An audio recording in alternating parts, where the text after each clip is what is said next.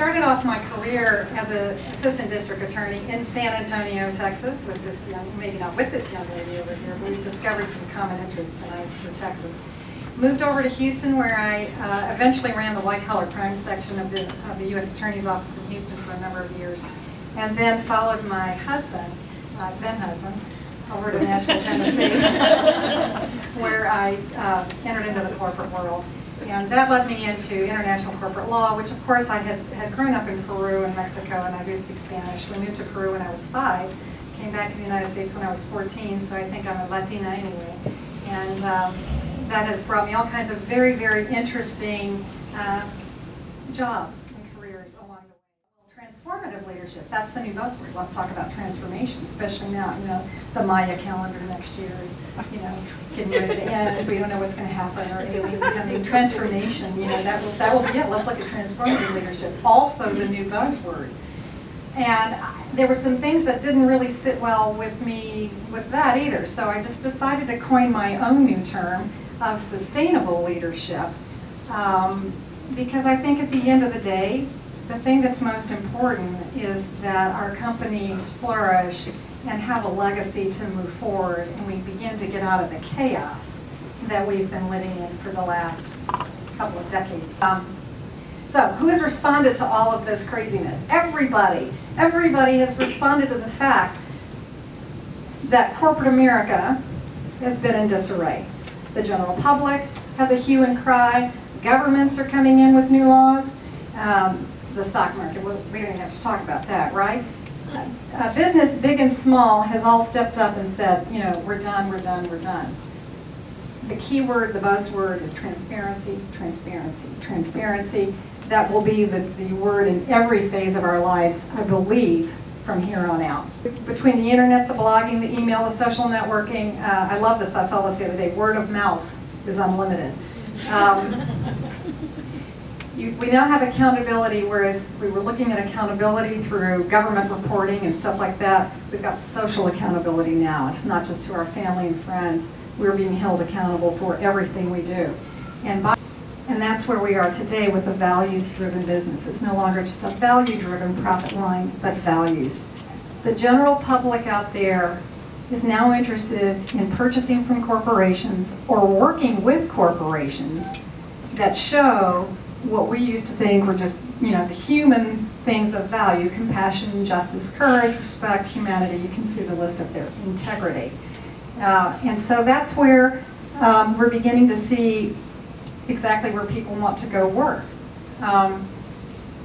So when companies are beginning to put together their corporate social responsibility, they need to kind of take a look at what their core values are and what their mission is. And our metrics, I've always wondered, are metrics actually observed when you go hire people? I think it's half the time it's just been a job description, and that's what gets posted. But if the job descriptions that's posted is in line with the values of the company, that's the type of people it's going to attract into the business who are going to be your coworkers, not just a job description. It took a transformational leader, was generally charismatic, created the vision, sold it to the troops, brought them on board, and then had to, you know, maintain the direction. And the more I thought about that, it sounded an awful like those guys at the beginning of the slide deck who had all been, you know, indicted, or in worst case scenario, I mean, there were some transformational leaders who were not terribly ethical or as far this direction as Hitler, who I would have considered to be a transformational leader. So as I thought about it a little bit more, I thought really what we need right now is stability. What we need right now is leaders that are not only going to be a one-guy leader, but make sure that everyone down, all the way down, is a leader. There are no global thought leaders in my mind. I believe that everybody is a global thought leader here.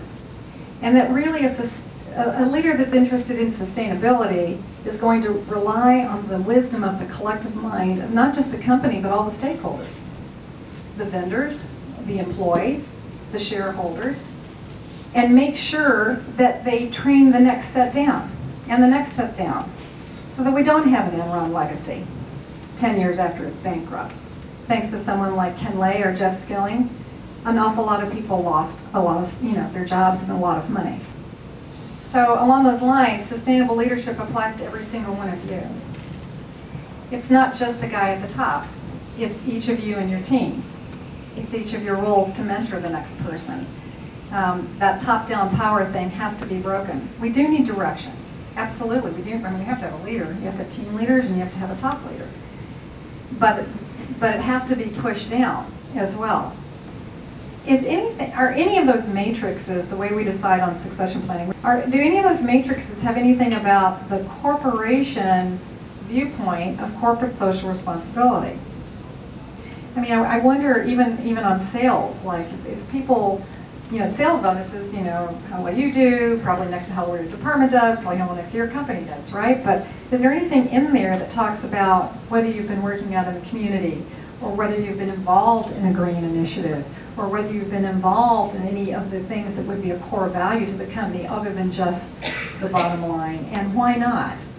I mean, that's my question right now. If CSR, in fact, is going to dictate who's going to buy which products, who you're going to do business with, and transparency is everywhere, perhaps we ought to go ahead and make sure that when we're doing our succession plans, or we're hiring people, that their mission and their vision and their values are equal to what the company's is and everybody else's is. And wouldn't it make life a little bit easier down the line? And I wanted to hope to just get a little discussion tonight going about what some new thoughts would be, what's going on in the industry, how you can move forward.